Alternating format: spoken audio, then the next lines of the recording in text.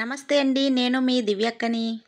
కొత్తగా చూసేవాళ్ళు ఛానల్‌ని సబ్స్క్రైబ్ చేసుకోండి. వీడియోని పూర్తిగా చూడండి. లైక్ చేయండి. లైక్ చేయడం వల్ల ఎక్కువ మందికి వీడియో రీచ్ అవుతుంది. కాస్త నీరసంగా ఉండడం వల్ల పిల్లలకి లంచ్ బాక్స్‌లోకి నేను ఈజీగా ఎగ్ ఫ్రైడ్ రైస్ చేసేసి పెట్టేశానండి. దీనిలో నేను ఎటువంటి సాసులు గానీ, వెనిగర్ గానీ ఇలాంటివి ఏమీ కూడా వాడలేదండి. ఓన్లీ మసాలా మాత్రమే వాడాను. ముందుగా నేను 5 ఎగ్స్ తీసుకున్నాను. కొద్దిగా ఆయిల్ వేసుకొని ఎగ్స్ 5ని కూడా ఇలా చేసేసి దాంట్లోనే ఫస్ట్ ముందుగానే వేపేస్తున్నాను నేను. ఈ ఎగ్స్ అన్నీ ఇలా మిక్స్ చేసేసిన తర్వాత నేను దాంట్లోని కొంచెం గరం మసాలా, చిటికెడు సాల్టు, కొద్దిగా పసుపు కూడా వేసుకొని బాగా వేపించాను. అంటే కుస్తా ఇలా ఉంచామనుకోండి తర్వాత ముక్కలు ముక్కలు కట్ కింద చాలా చాలా బావుంటది. కొద్దిగా కారం కూడా వేసుకున్నాను.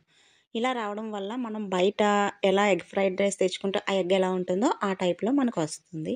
దాని గురించి అని చెప్పి నేను ఇలా చేశాను. ఫస్ట్ ఎగ్‌ని ఏపేసుకొని పక్కన పెట్టుకున్నాను. బయట ఫుడ్ తినే బదులు పిల్లలకి కూడా ఇటువంటి ఫుడ్స్ అన్నీ వండి పెడితే బయట ఫుడ్ అడగడం కొంచెం తగ్గిస్తారని నేను అనుకుంటున్నాను. వాళ్ళ హెల్త్ కూడా ఖరాబ్ అవ్వకుండా ఉంటుంది. ఇలా ఫ్రై చేసిన ఎగ్స్‌ని నేను ఒక బౌల్‌లో తీసుకొని పక్కన పెట్టేసుకున్నాను. తర్వాత అదే గిన్నెలోని ఇంకొంచెం నూనె వేసి ఇంకా అదే గిన్నెలో వాడేసుకోవచ్చండి.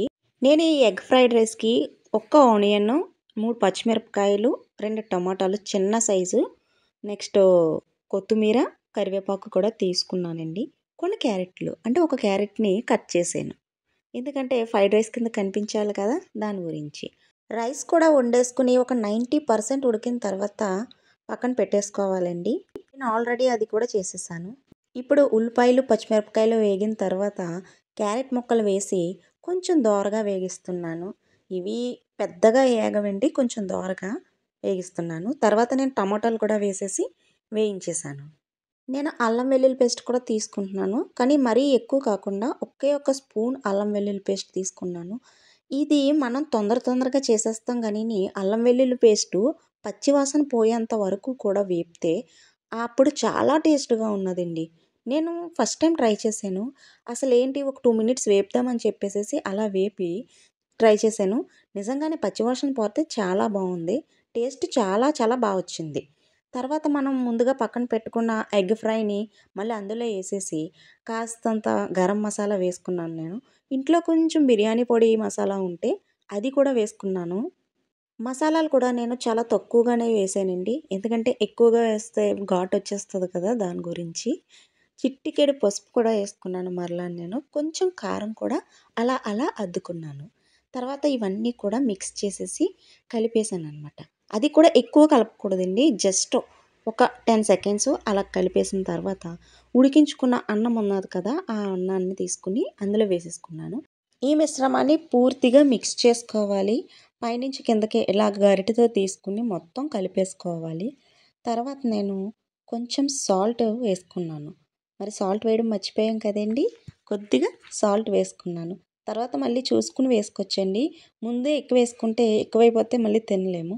అందులోనే నేను కొంచెం ఒక నిమ్మకాయ బద్ద తీసుకొని నిమ్మకాయ పిండానండి.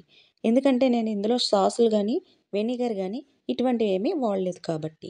మొత్తం అంతా ఇలా వేసేసిన తర్వాత ఇక స్టవ్ ఆఫ్ చేసుకోవచ్చండి మనం. స్టవ్ ఆఫ్ చేసిన తర్వాత కాస్త కొత్తిమీర, కొంచెం కరివేపాకు వేసి అటు ఇటుగా మళ్ళీ పైనుంచి కిందకి ఇలా కలుపుకోవాలి. దీనివల్ల టేస్ట్ చాలా చాలా రుచిగా ఉంటుంది. నెక్స్ట్ నేను దాంట్లోనే పచ్చి ఉల్లిపాయ ముక్కలను కూడా వేసానండి. దానివల్ల కూడా రుచి చాలా బావుంటుంది. అంతేనండి.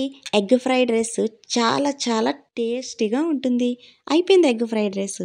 ఇక క్యారేజీలు పెట్టేసి పంపించేసి కొంచెం ఫ్రైడ్ రైస్ నేను మా వారు తిన్నాము. చాలా బావుందండి. ఒక్కసారి ఇలా ట్రై చేయండి. మరొక్కసారి మిమ్మల్ని రిక్వెస్ట్ చేస్తున్నాను. ఛానల్‌ని సబ్స్క్రైబ్ చూసుకోండి కొత్తగా చూసేవాళ్ళు. లైక్ చేయడం అస్సలు మర్చిపోవద్దు. లైక్ వల్ల ఇంకొంతమందికి రీచ్ అవుతుంది. థ్యాంక్ యూ అండి. Love you all.